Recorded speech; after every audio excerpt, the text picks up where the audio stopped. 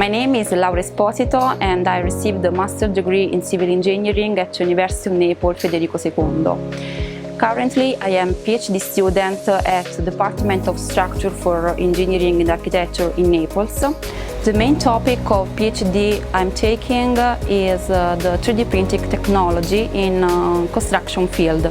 Since 2015, Italcementi company focused attention on 3D printing technology, and in the last years a new cementitious formulation was developed here in the Innovation Laboratory in Bergamo. The 3D printing technology allows to create quickly structural and architectural element with great flexibility in terms of project ideas.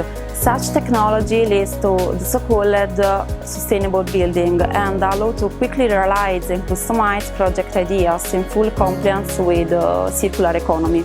I'm very glad for this opportunity here in Italcementi, which is a company that invests very much in innovative fields such as the 3D printing technology.